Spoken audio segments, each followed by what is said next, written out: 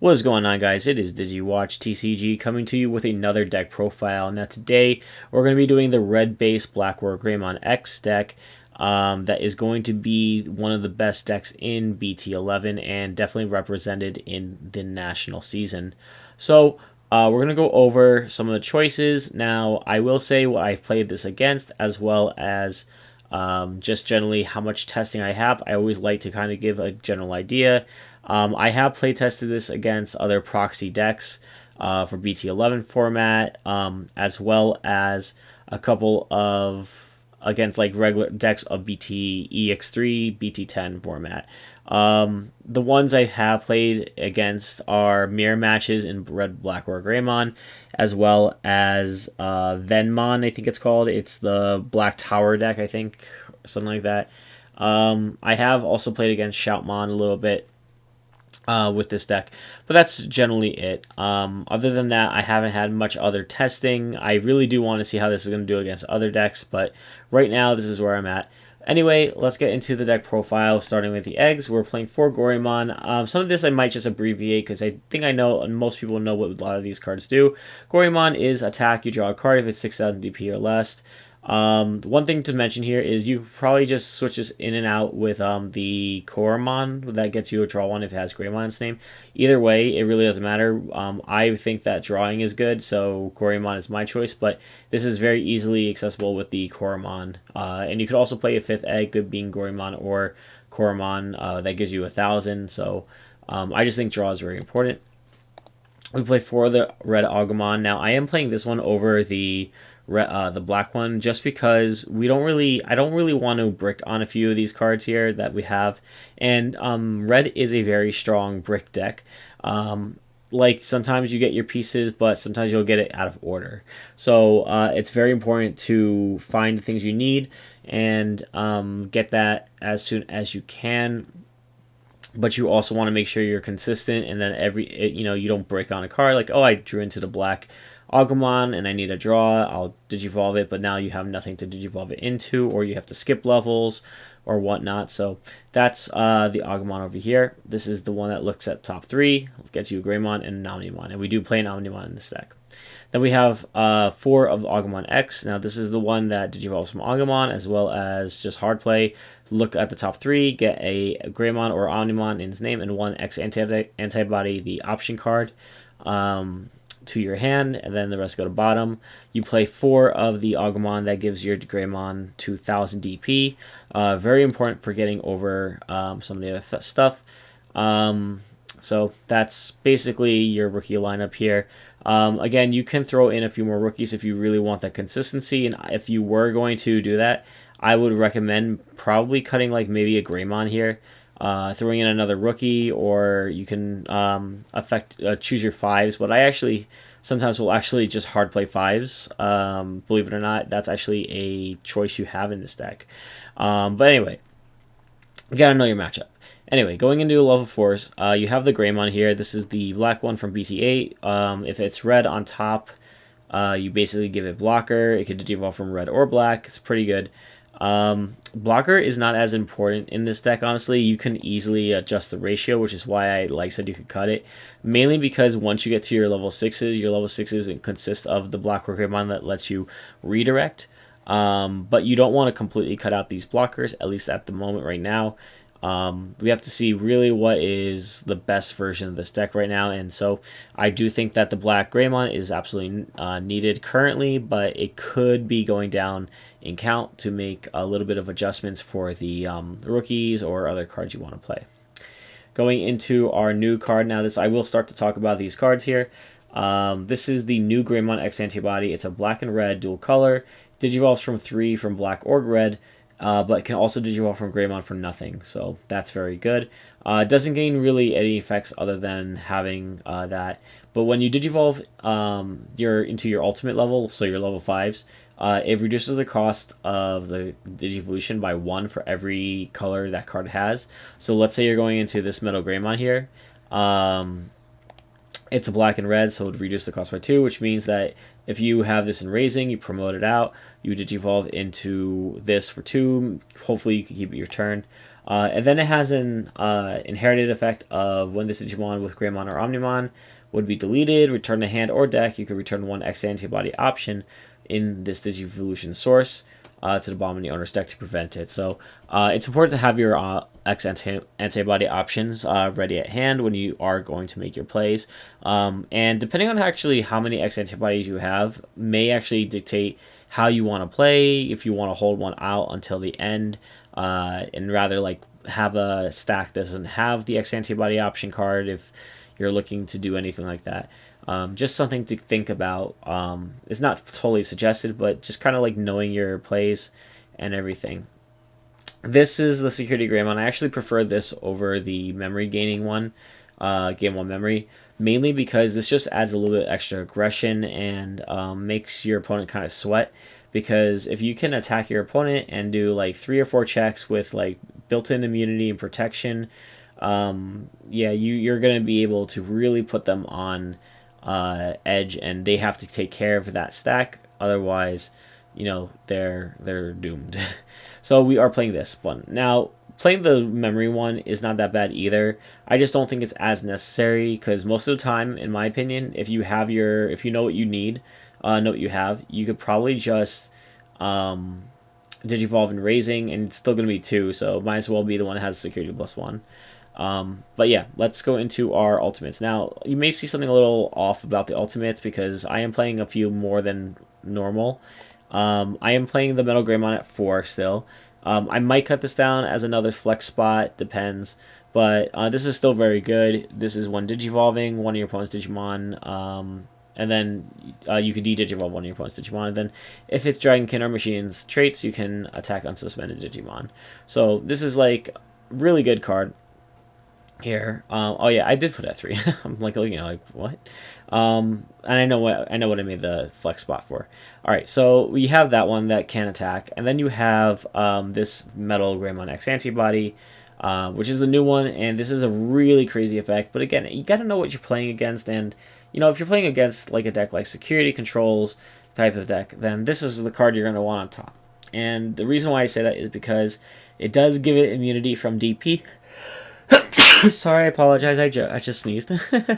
But it can't de-Digivolve it. So anyway, protects it from basically yellow and black cards. And then if this Digimon has Metal Greymon, X antibody in its traits, then you can, in traits in its stack, delete one of your opponent's 6,000. And then, of course, the crazy effect this card has is when the inherited, when that's a card on top, if it has Greymon, Omnimon in its name, and unsuspends, so like a reboot effect, trash the top card of your opponent's security stack.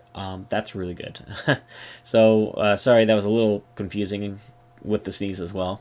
But the reason why I say like it's not that bad to like if you break to like just hard play in Metal Greymon or something like that. If your opponent like let's say has a Davis or like a Memory Tamer in play, and you just like hard play like Metal Greymon, you know, you're putting them basically one more extra little like memory that they would have normally gotten anyway, and they have to deal with like a level 5, and if they don't have an answer to the level 5, then you can easily get into your top end of the stack very, very quickly. So it's not like a bad thing necessarily if you have that. So just something to keep in mind. And then you have Metal Greymon X antibody, and part of the reason this actually is twofold. One, because you get the security +1, always a good thing to have.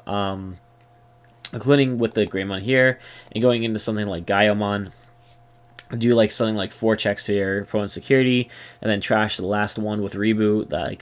It's just a really good combination play.